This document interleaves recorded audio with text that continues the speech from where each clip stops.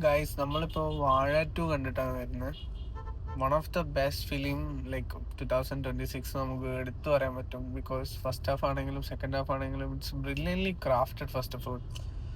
And performance wise നോക്കുകയാണെന്നുണ്ടെങ്കിൽ like അവരെന്താണ് അവര് ഇൻസ്റ്റാഗ്രാമിൽ അവരാ ഒരു ഗ്യാങ് എന്താണോ ലൈക്ക് ആ ഒരു റിയാലിറ്റി എന്താണോ അത് ആക്ച്വലി ഈ പടത്തിൽ ഓരോരുത്തരെയും ക്യാരക്ടർ എങ്ങനെയാണ് നമ്മൾ അവരെ ഇൻസ്റ്റാഗ്രാമിൽ കണ്ട് അതേപോലെ തന്നെ നമുക്ക് ഒരു വ്യത്യാസമില്ല നമുക്ക് കാണാൻ പറ്റും. അതുകൊണ്ട് തന്നെ ഭയങ്കര റിലേറ്റബിൾ ആണ്. So good, so far so good എന്ന് പറയുന്ന പോലെ ലൈക്ക് സോ ഗുഡ്.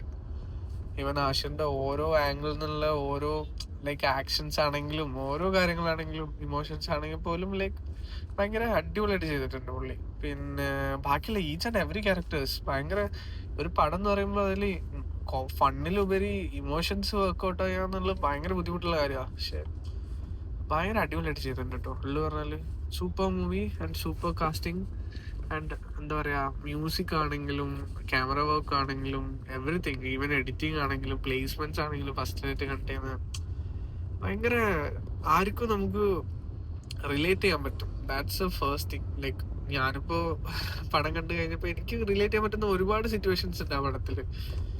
അതുകൊണ്ട് തന്നെ എല്ലാവരും മസ്റ്റ് വാച്ച് ആയിട്ട് ഈ ഒരു ഏജ് കോൺത്രൂ ആയിട്ടുള്ള ലൈക്ക് ഒരു ഇപ്പൊ ഈ 2098 ഒക്കെ ബോൺ ചെയ്ത പിള്ളേർക്ക് എല്ലാവർക്കും ഭയങ്കരമായിട്ട് റിലേറ്റ് ചെയ്യാൻ പറ്റുന്ന കോളേജൊക്കെ പോവാൻ നിൽക്കുന്ന കോളേജൊക്കെ കഴിഞ്ഞ പിള്ളേർക്കൊക്കെ ഭയങ്കര റിലേറ്റ് ചെയ്യാൻ പറ്റുന്ന ഒരു സ്റ്റോറിയാണ് actually.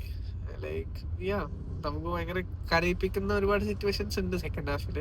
First half is like full fun full fun and entertainment. എന്തായാലും എല്ലാവരും പോയി കാണാം. Have fun guys.